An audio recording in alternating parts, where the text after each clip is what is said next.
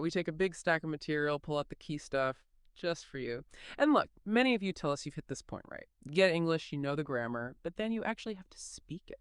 Maybe in a restaurant or an interview or just chatting, and suddenly the confidence kind of vanishes. The words, they just don't come out right. So today we're diving into something that claims it can help break through, that it's called Real World English, Conversation Practice for Fluency, from a resource named Tips with Learn World. And the idea here isn't just memorizing phrases, it's about giving you practical, usable English conversations, stuff you can actually take out there and use to build real fluency, real confidence in all sorts of situations. Our mission then is to unpack how this guide actually works. What structure, what techniques does it use, what specific situations does it cover? We really want to see how it helps learners, particularly those intermediate to upper intermediate folks, make that jump from knowing English to actually speaking it confidently. So let's get into it. Yeah, and one of the first things that, really jumps out from this Learned World material is how specific it is. It's not just vaguely improve your English. No, it's laser focused on building real-life speaking confidence.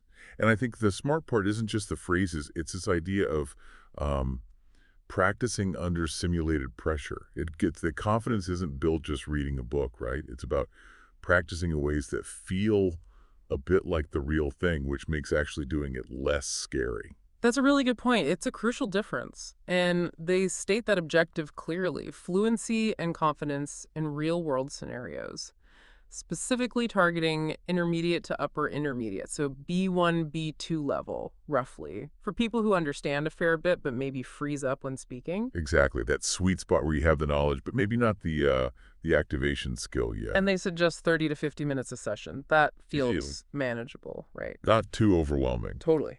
It allows for focused practice, and it starts somewhere everyone can relate to, but which trips a surprising number of people up. Small talk. That initial warm-up. Ah, yes. The classic small talk section.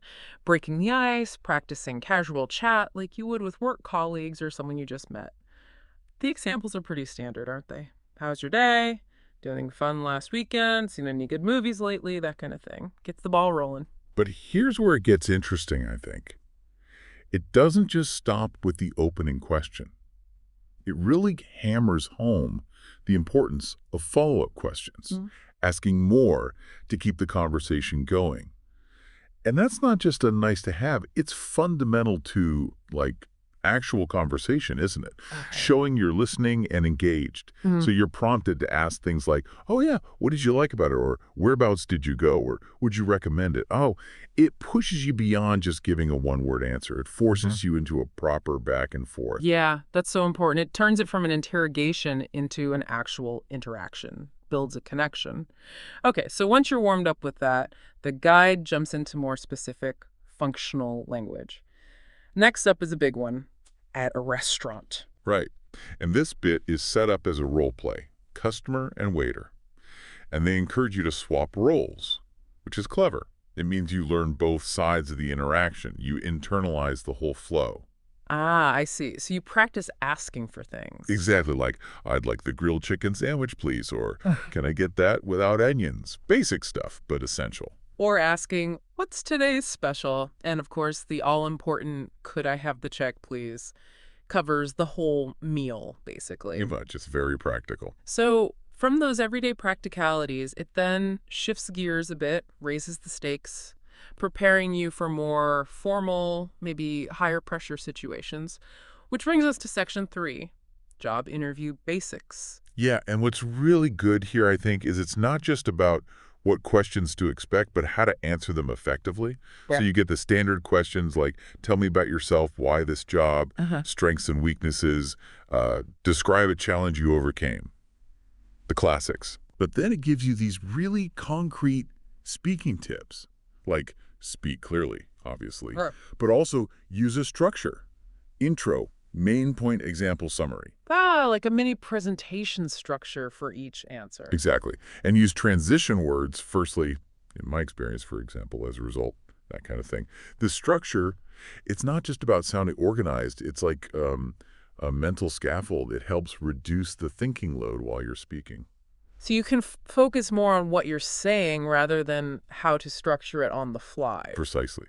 It gives you that bit of cognitive breathing room. It's a smart way to help build control over your spoken English, especially under pressure. I can definitely see how that structure would help take some of the panic away. But I wonder, is there a risk it could make your answers sound a bit robotic? Too rehearsed, maybe? Does the material address that? That's a fair question. I think the idea isn't to memorize scripts word for word. It's more about internalizing the framework. So you practice it until that structure feels natural, like second nature.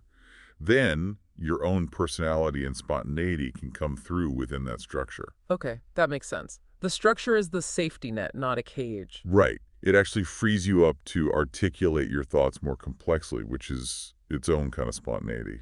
Gotcha. Okay, so from the formal interview setting, we swing back to the casual stuff again with section 4, making plans with friends. Yeah, and this is all about informal English, casual chat, and importantly, using phrasal verbs. Ah, phrasal verbs, the bane of many learners' existence, like hang out, meet up, catch up. Exactly. They're everywhere in natural spoken English, so you really need them. The guy gives you prompts like, hey, what are you up to this weekend? Want to hang out? How about catching a movie? Or let's meet up around 6. Does that work? Right, the typical making plans chat. And it encourages informal responses, too. Like, sounds good. Yeah. Yeah, I'm down for that. Or maybe negotiating like, can we push it to 7 instead? Really capturing that everyday relaxed vibe. Mm-hmm. Then, Section 5 is back to practical transactions. Shopping. Asking for help. Handling situations in stores. Another daily essential. True, you need to be able to ask things. Yep. So you practice phrases like, excuse me, do you have this in a medium? How much is this? Is this on sale? And you get the other side too, like the assistance lines. Yeah, like, it's $39.99. There's a 20% discount today. Oh, yeah. And then your potential response is, great, I'll take it. Or, thanks, I'll think about it. Covers the basics. And it even suggests variations, like practicing how to return something or asking where to find an item. So pretty comprehensive for basic shopping needs. Okay, so we've had small talk, restaurants, interviews, plans, shopping. What about just pure fluency building, getting you talking for longer? Ah, yes, that's Section 6, the Describe and Debate Fluency Challenge. This one looked really interesting. Yeah, me too.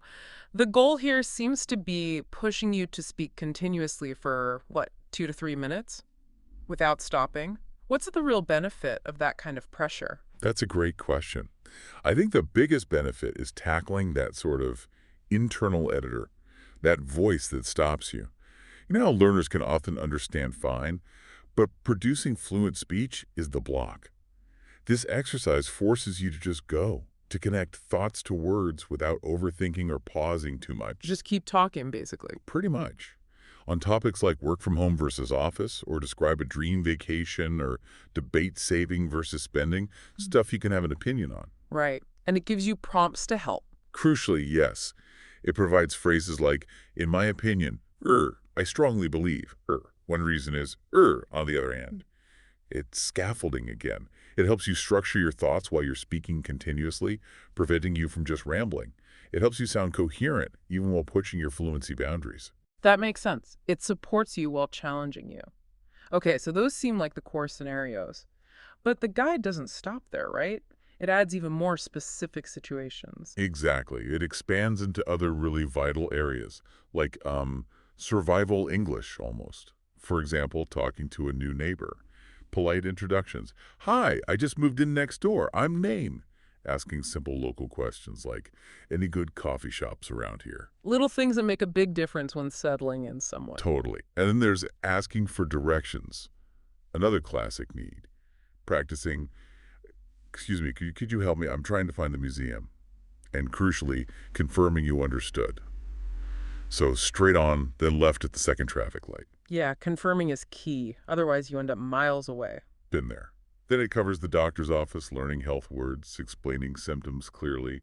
What brings you in today? Well, I've been having headaches and a sore throat. Describing how things feel. That's a really important one. Communicating health issues is vital. Absolutely. And it doesn't shy away from slightly more formal, sometimes frustrating interactions either. like calling customer support. It emphasizes being polite but firm on the phone, dealing with maybe internet issues, making a complaint, getting that reference number. Oh, everyone dreads those calls. Good to practice. Right. And finally, travel stuff. Airport check-in and immigration. Practicing check-in procedures, answering those common immigration questions.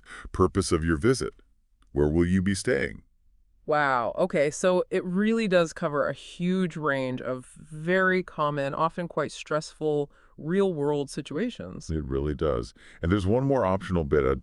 Describe a situation game. Oh, yeah. What's that? It's another fluency booster, aimed at getting you to speak spontaneously for maybe 1 or 2 minutes, but on more personal topics. Prompts like, describe a time you lost something important, or talk about your favorite restaurant, or the last time you helped someone, or even a mistake you made and what you learned. Ah, so drawing on personal experience makes it more engaging, I suppose. Exactly. More authentic practice connects the language to your own life. And how does it wrap all this up? Does it just end?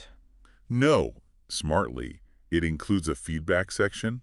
It prompts you to self-reflect what felt easy, what was challenging, Ah, encouraging that self-awareness. precisely, and suggesting specific things to work on. It might even give optional homework, like record yourself answering an interview question or write a short story using the new phrasal verbs you learned. So it promotes ongoing learning beyond just the session itself. Yeah, it's about building that habit of self-assessment and continued practice, which is key, really.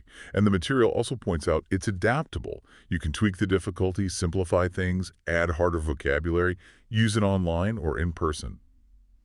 That focus on B1, B2 is really strategic, targeting that stage where learners often know the rules but struggle with the doing.